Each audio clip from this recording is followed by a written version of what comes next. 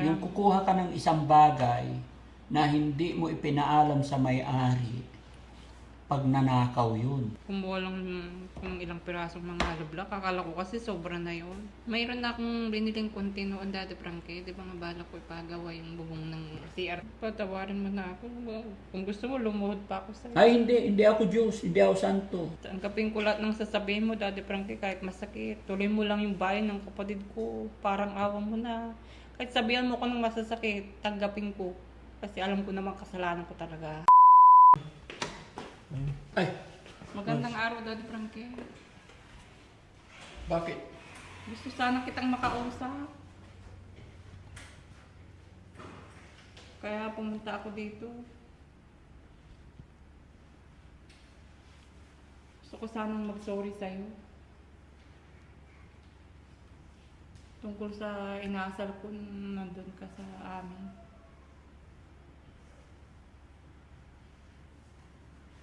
Kasi alam ko naman, Daddy Frankie, na sumobra yung asal, mali yung asal ko nun sa'yo, na ganun yung sinabi ko sa'yo. Gusto ko lang sanang personal na humingi ng tawad sa'yo, Daddy Frankie. Alam ko naman na mali yung sinabi ko. Sana patawarin mo ako kung sumobra man ako. Sana, kasi yung mga tao mo hindi na pumunta doon. Ilang araw na, tumigil na sila sa pagtatrabaho. Ano yun, hindi na matuloy yung bahay ng kuya ko, Daddy Frankie. Kahit man lang sa kuya ko, isipin mo, hindi na ako. Sana ituloy mo pa rin yung bahay ni kuya ko, Oliver. Oh. Dito.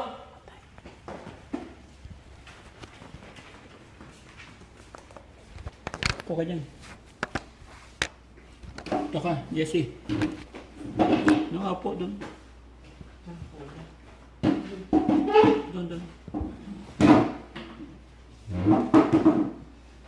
Patawarin mo ako, Daddy Frankie, sa inasal ko nung nakaraan. Parang awa mo na, ituloy mo yung bahay ng kuya ko, Daddy Frankie. Kasi wala siyang titirhan kung hindi mo itutuloy yun. Sayang naman yung naumpisang mo na. Sayang yung mga materialis, titigas lang yung mga semento. Yung mga hollow block doon, baka mabitak-bitak lang. Hindi naman masasayang yun kung talagang di pull out ko, ilipat ko na lang sa ibang bahay. Hindi, wag naman sanang gano'n, Daddy Frankie. Tapusin mo na, parang awa mo na. Para na lang sa kapatid ko.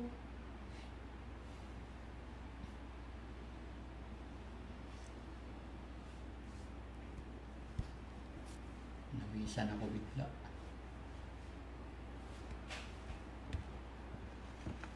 Bigla kang sumugod ah.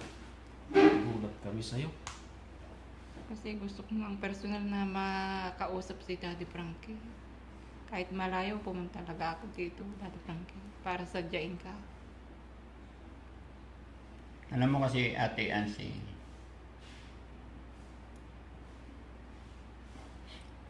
pinagpasensyahan ko lahat kung ano man yung mga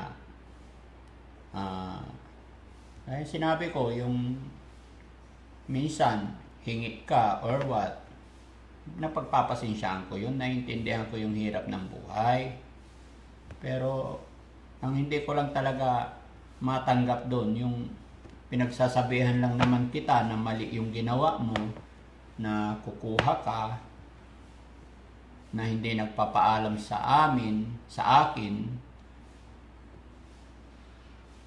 tapos ako pa ang palalabasin mong masama.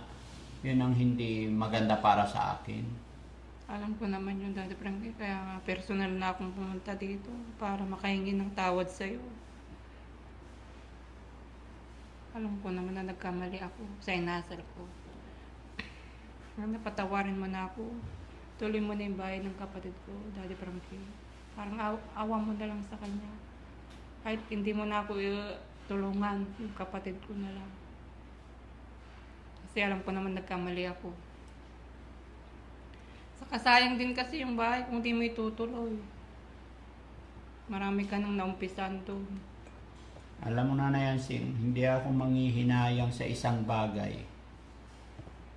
Kung magkakaroon lang din naman ng hindi maganda, mas maganda na yung ganun na lang. Kaysa naman manghihinayang ako, pero magkakaroon naman ng usapin, hindi matapos yung usapin. Di ba?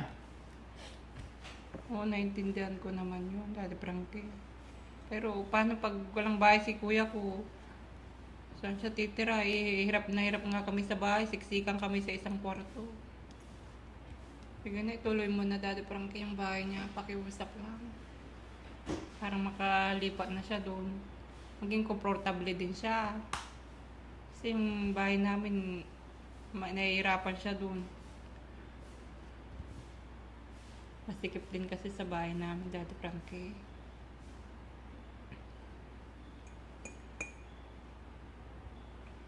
Kaya pakiusap lang, tuloy mo na, Daddy Frankie. Siya nag-utos sa'yo pumunta dito. Wala, Daddy Frankie, akong nagpusa. Kahit mga marami akong trabaho, talagang pumunta talaga ako dito. Sabi ko, saka na lang yung trabaho ko. Importante makausap kita. Personal akong humingi ng tawad sa'yo. Kasi alam ko naman, nagkamali ako. Mali yung inasal ko. Sumobra ako sa pag-ano sa'yo. Pagkuha ng materialis. Alam ko naman na mali yun. Pero natukso lang kasi ako. Kalo ko kasi sobra na kasi yung mga hollow block. Kaya kumuha ako, Daddy Frankie. Pero hindi naman lahat yun kinuha ko doon. May dati nang binili ako doon. Hindi naman lahat yung kinuha ko doon sa mga sobra. May binili akong konti kasi nga ipapagawa ko sana yung kusina ko. Papataas ko kasi masyadong mababa. Tapos yung tumutulo pa. Kaya kumuha ako ng ilang pirasong mga hollow block doon sa'yo. Hindi ko naman iniisip na ganun yung mangyayari na magagalit ka. Alangan namang hindi ako magagalit, Ate Ansing. Yung ginawa mo hindi maganda. Alam mo ba, pag nanakaw po iyon. Yung kukuha ka ng isang bagay na hindi mo ipinaalam sa may-ari, pag nanakaw yun. Kesyo 1 piraso, 5 piraso, malaki, maliit, basta kinuha mo, kasalanan pa rin sa Panginoon yun. Oo nga po, Daddy Frankie. Patawarin mo na ako. Pagpasensya na ako. Hindi ko na uulitin.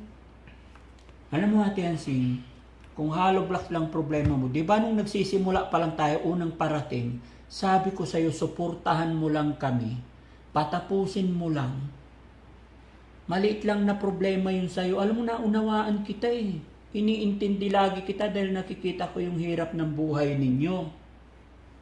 Pero syempre, para hindi pangit sa mata ng mga tao, patapusin muna natin. Pag natapos yung bahay ng kapatid mo rin naman yun eh. Hindi na ako kukuha, Daddy Frankie. Suportahan mo lang kami. Help mo lang kami. Di ba sinabi ko sa'yo, nung mag-umpisa, sabi ko suportahan mo yung mga karpintero, pahiramin mo sila ng kaldero kung ano yung mga kailangan nila dyan. Help mo Pinahiram lang. ko naman, Daddy Frankie. Ha? Pinahiram ko naman ng kaldero. O pinahiram mo, pinuha mo naman yung hollow block. Yun lang. Di ba? May kapalit pa rin yung help mo. Ang totoong pagtulong, Ate Ansing, yung walang hinihinging kapalit. Maniwala ka sa akin, pag ginawa mo yun, tumulong ka sa kapwa mo na walang inihintay na kapalit, hindi ka naniningil or what, kusang ibinigay mo sa tao, kahit sino, kahit kilala mo, asahan mo, mas malaki ang balik. Doble-doble pa ang balik. Si God mismo ang magbabalik ng mga bagay-bagay. Hindi porkit tinutulungan mo, kaya pala malakas ang loob mong kumuha ng hollow block kasi tinutulungan mo yung mga karpintero doon. Parang sinusuhulan mo. Hindi naman, Daddy Frankie. kumuha lang ng ilang pirasong mga hollow block. Akala ko kasi sobra na yun. Hindi, anong akala mo hindi sobra? Kita mong construction pa, under construction pa. In-stop lang yung trabaho kasi nga nag-uusap pa kay Kuya JJ. Paano mo nasabing ano lahat yon? Saan mo binili yung iba? Paano mo sinabing binili mo na sa iba yon? Mayroon na akong biniling konti noon dati, Frankie. Di ba nga balak ko ipagawa yung bubong ng CR ko kasi masyado siyang mababa. Mm. Yung bumili na ano sa ulo. Mm. Kaya bumili ako ng ilang peraso. Tapos kumuha lang ako ng konti dun sa mga hollow block mo. Pinangdagdag. Yung simento pa.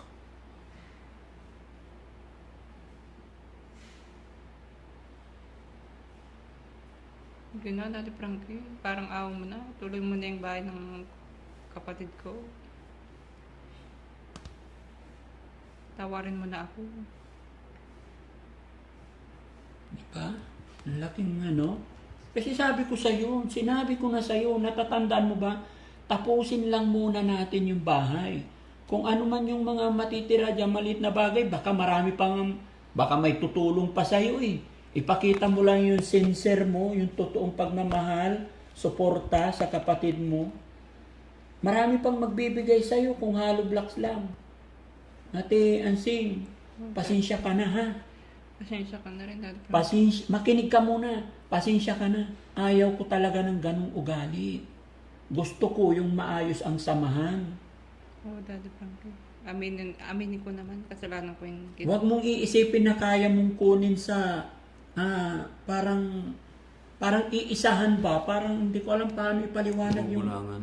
Oo. Huwag mo iisipin parang gugulangan mo si Daddy Frankie. Ano lang Ate Ansing? Pinagbibigyan lang kita. Huwag mo naman sigurong iisipin na hindi marunong mag-isip si Daddy Frankie. Ito lang tandaan mo. Kung ano man nakikita mo sa akin, kung mahina mag-isip siguro kung mahina mag-isip si Daddy Frankie, ay hindi naman siguro magkakaroon kung ano man ang meron ako ngayon kung mahina ang isip ko. Kumbaga may mga bagay-bagay lang talaga na pinagbibigyan lang, pinapaubaya ko na lang kasi maliit na bagay. Pero ang pinakaayaw ko yung pagnanakaw, tapos sasabihin mo pa na ako'y ngawa-ngawa. Oo, Daddy Frankie. Narinig mo ba kami mag-usap ng mga kasamahan ko na ganong bitawan salita? Hindi. Patawarin mo na ako. Kung gusto mo, lumuhod pa ako sa'yo. Ay, hindi ako Diyos, hindi ako santo, hindi ako niluluhod. Patawarin mo lang ako, Daddy Frankie. Tuloy mo lang yung bahay ng kuya ko. Magbabago ako. Hindi ko na ulitin yung nagginawa ko. Di ba? Dapat natin sing makontento ka, hintayin mo lang kung ano yung kusang ibibigay sa'yo. Di ba? Dami na rin na ibigay sa'yo. Di ba? Sipin mo, blessed ka na po. Very blessed ka na. Kasi tignan mo, nung wala pa kami, hindi pa namin na-discover si Kuya Oliver. Sabi mo, butas-butas yung bubong mo. Third hand, hindi pa second hand, tumutulo-tulo. Pero nung unang punta ko, nakita ko, naawa ako sa iyo, Ate Ansing, sa totoo lang. Oh, Daddy Frankie. Pero very blessed na tayo. Dapat, be thankful tayo. Huwag tayong, ano tawag dito, ungrateful. Huwag. Be thankful tayo sa mga darating at dumarating. Huwag tayong maghangad ng sobra. Oh, Daddy Frankie. Pagpasensya mo na ako.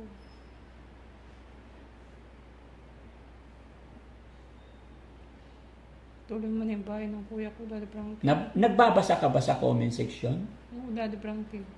Oo. Dami nga galit sa akin, Daddy Oh, Frankie. anong sasabihin mo sa kanila? Gusto kong mayroon ng tawad sa mga sumusubaybay sa'yo, sa mga followers mo. Gusto ko rin mag-sorry sa kanila, Daddy Frankie. Sana patawarin din nila ako. Kung nagagawa ko man yun. Alam ko naman na mali yun. Pero minsan kasi naisip ko lang din na papagawa yung bahay ko. Kaya Bakit ba naisip mong kumuha? Ano yung pinaka... ano naiisip mo? Pabigla-bigla ba? Ano ba? Hindi, sabi ko. Ano ba nararamdaman mo, Nanay Ansing? May sakit ka rin ba? Ikaw naman, Daddy Frankie. Kumuha lang ng hollow block, may sakit na. Ate Ansing, hindi naman kasi normal yung pagkuha ng ibang ng mga bagay-bagay na hindi sa'yo eh. Yung kala ko kasi okay lang yun na ano, sobra na yung mga materialis na nandun. Kaya naisip ko kumuha ng ilang piraso lang naman. May mapapansin mo pala. Anong hindi mapapansin po siyang galagabundo? Bago pa lahat. Tanggapin ko lahat ng sasabihin mo, Daddy Frankie, kahit masakit. Tuloy mo lang yung bayan ng kapatid ko. Parang awa mo na. Kahit sabihan mo ko ng masasakit, tanggapin ko. Kasi alam ko naman kasalanan ko talaga. Lulukuin ko lahat. Tuloy mo lang yung bayan ng kuya ko. Ganyan ka kaano? Oo, Daddy Frankie. Inaano mo yung sarili mo masyado? Ate Ansing, simple lang. Simple lang maging masaya. Ate Ansing. Ha? Alam mo kung paano? Makontento tayo sa lahat ng bagay.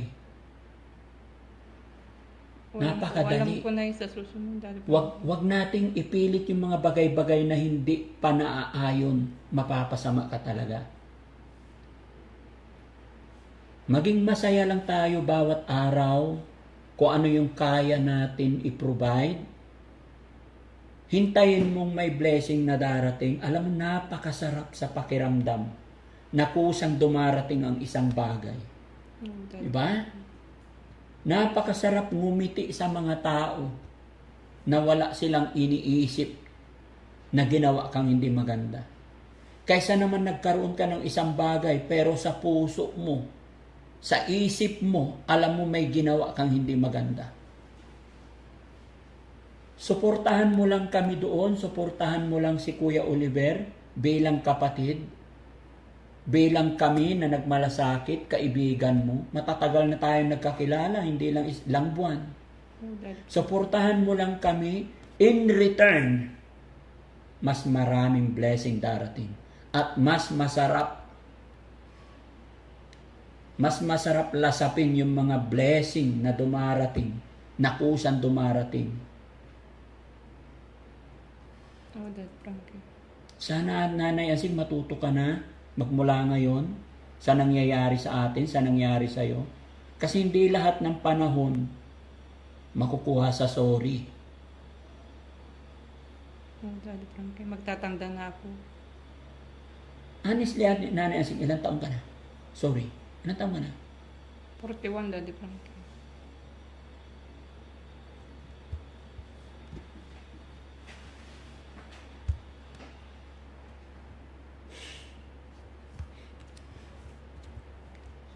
Kasi mga kababayan talagang hindi ko na pinapunta muna yung mga tao ko doon. Although kahit sa akin, ang laking panghihinayang din talaga.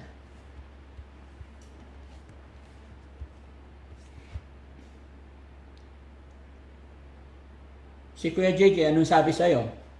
Nagalit nga din, Daddy Frankie. Ba't ka makuha ka dyan, sabi? Hindi, ano sinabi niya ngayong hindi na nagpunta mga Nagtataka siya, Daddy Frankie. karpintero?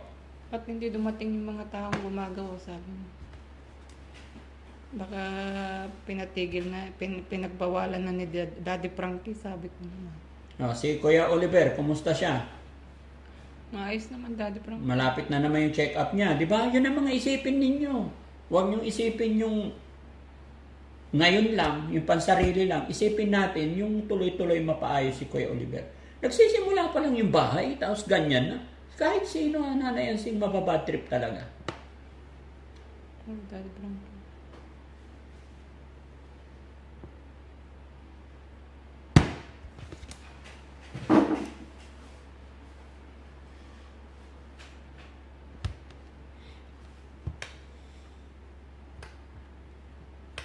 Gusto ko kasi pag nagpunta doon, masaya. Di ba? Gusto ko pag nagpunta doon, nagluluto, nagmimerienda, kung mayroong pambili. Hindi yung pupunta ako doon, yung may problema. Hindi biro-biro kasi yung gastos Nanay Ansing. Eh. Di ba? Alam mo yan. Alam mo kung gaano kahirap magpatayo. Hindi ko sinusumbat po. Ini-explain ko lang. Kaya talagang, lalo pa, 2 sabay, pinapagawa. Buti natapos na yung kay Atenida. Tinan mo kay Atenida, oh. Smooth, masaya. Oo, Dad Frankie. Nagkakaroon lang kami ng konting kulitan ni Atenida, pero very, very big different. Nakita ko nga yung bahay ni Nita, ang ganda. Dad Frankie. Diba? Kung tutuusin, mas maganda yung bahay ni Kuya Oliver pag natapos. Dahil start to ground zero. Kaya Atenida. Diba? May different. Pero kung ganoon, aba,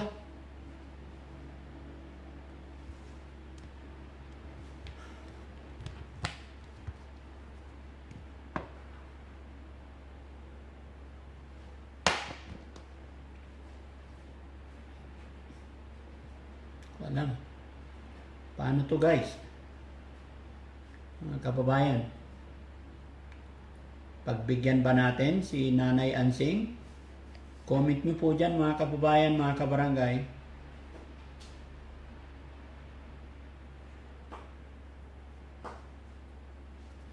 Kaso pagbabalik na, may mga trabaho na yung mga gumagawa doon. Kaya namang tawagan yan.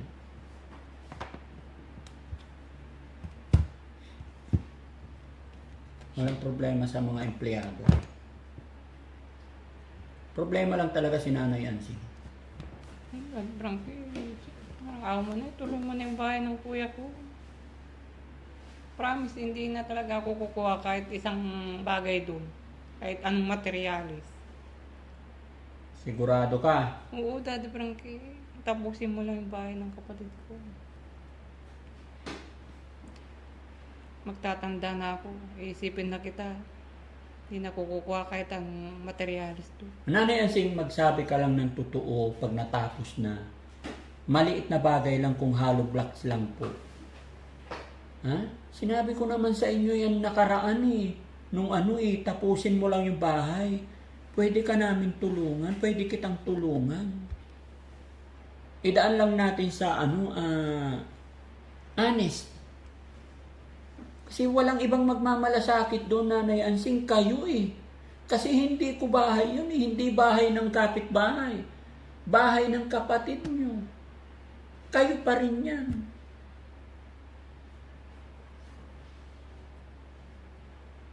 Oo, Daddy Frank, hindi nga ako nakatulog nung hindi dumating yung mga tao mo. Wala. Tinutuon na ni Daddy Frank na hindi tuloy yung bahay, sabi ko. Hintay ako nang hintay sa mga tao mo. Wala, tanghali na Lunes, tanghali na wala pa sila. Martes wala pa rin. Mas Miyerkules wala pa rin. Hanggang ngayon wala pa. Kaya pumunta na ako dito para magmakaawa sa'yo. Tuloy mo na yung bahay ng kuya ko, Daddy Frankie. Para na lang sa kapatid ko, kahit hindi mo na ako tulungan. Kay kuya ko na lang talaga ang hinihiling ko. Baka after ng ilang araw, ganyan ka na naman ha. Hindi na, Daddy Frankie, pangako. Hindi na ako kukuha kahit anong materialis doon. Sana ituloy mo na lang. Sayang din naman kasi yung napatayo mo na, ang laki-laki na ng gastos mo. Tapos iuurong mo bigla. Tapusin mo na yung bahay niya, Daddy Frankie. Parang ayaw mo na. Para maging maayos na yung kuya ko. Kahit na matapos yung bahay, Ate Ansing, halimbawa, kung hindi nyo pa rin alagaan ng maayos, hindi kayo magkaayos-ayos nila Kuya Gigi, wala rin. No? Yan ang lagi nyong tatandaan. Buti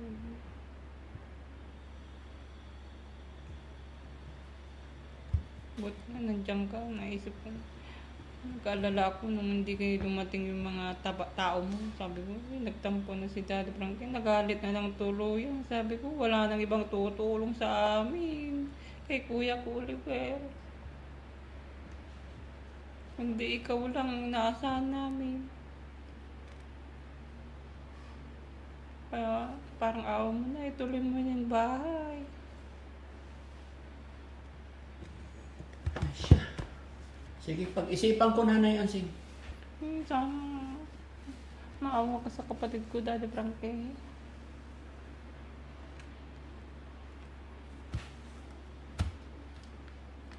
Pag-iisipan ko.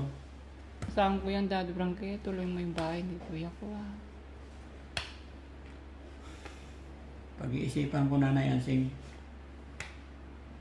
Basta, hindi ko alam. Huwag naman ganyan. Pag-iisipan ko. Mag-uusap-usap kami ng mga kasamahan ko. Huwag mong iwan yung kapatid ko, Daddy Frankie. Yung bahay niya, tapusin mo. Yung palang baboy, Daddy Frankie, nabenta ko yung isa. Pagdating sa baboy, Nanay Ansing, binigay na ng sponsor yan. Kumbaga, bahala ka na doon. Hindi na namin pakikialam. Sa'yo na yun. Hindi, sinasabi ko lang, baka mayroon pa naman natirang isang doon, baka may plano ka dun sa isang. Hindi. Kaya yun naman galing yun. Wala akong pakialam doon. Kumbaga, ibinigay na yun sa'yo. Hindi na kami mangingialam doon. Kumbaga, nung binigay sa'yo yun, binibigyan ka lang namin ng idea kung paano mo mapalaki, mapagulong. Pero salamat, nakwento mo. Para makwento rin natin sa sponsor kay Ma'am Malo de los Santos. Pero hindi yun ang usapin dito eh. Kumbaga, yung pagbabago, Nanay Ansing. Oo, Daddy Frankie, yan ang iuuna ko sa pag-uugali. Bigayan po tayo. Respeto sa isa't isa. Ha? Oo, Daddy Frankie. Napaka-importante po yung respeto, tiwala. Huwag tayong magpakasira sa isang hollow block, 10 hollow block. Magkano lang hollow block? 12 pesos isa. Oo, Daddy Frankie. Yun nga din ang naisip ko. 50 peraso. Magkano lang? 600? Mas malaki pa lang mawawala pag yung tiwala mo sa amin mawawala. Pag ako magbibigay sa inyo, 5,000, 3,000. Sa ininteres mo, halagang 1,000 lang. Madadamay ng marami, ha? Oh, Daddy Frankie, magtatanda na ako. Magbabago na ako. Kung Hollow walang blocks? pag-ibig. Ay ano, semento? Magkakano semento? O diba? Sige, isipin mo. Sinabi mo na may nabili kang hollow blocks doon. Tinabunan mo lang. Pero pagdating sa usapin, dahil kumuha ka doon, damay na yun. Tingnan mo nangyari. Di ba? Yung Daddy Frankie, mas mahirap pala pag nawala yung tiwala mo sa amin. Sino ba naman kasing taong matutuwa pag ganun? Tinutulungan mo na, tapos magiging problema pa, ako pa magiging kahit sino na yan, hindi lang sa akin, hindi lang ako madidisappoint. Kahit sinong tao, ginawan mo ng ganun, aatras talaga yan. Hindi ganun ang usapan namin ng mga kasamahan ko kahit na ano yung mga yan, kahit pagod na kami. Kumbaga may puat, kumbaga may respeto sa isa't isa. Although hindi man kami perfect, nagkakamali ng bitawan, minsan napasobra. Pero yung point na mangunguha ng hindi sa kanya, never na nangyayari dito sa team namin. Dito sa bahay, walang ganun. May paalam man yan. Kung halimbawa kung anong kukunin. Oh, Daddy Frankie, hindi na ako ulit. Parang awa mo na. Tuloy mo lang yung bahay ng kapatid ko. Sige. Pag-iisipan ko, Nanay Ansing. Pag-iisipan ko. Titingnan ko, mag-uusap-usap Kapag di mo kami. na ituloy. Daddy Frankie naman, malaki na yung panahon doon. Sayang naman, hindi mo ituloy.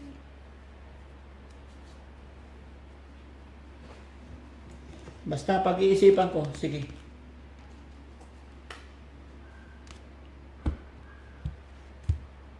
Sige na, okay na. Umalis na ako, Daddy Frankie. Asahan ko yun na. Sana paggawa mo na yung bahay. Tuloy mo na. Sige. interested. Okay, kaya siya. Iisip pa lang namin. Teka lang.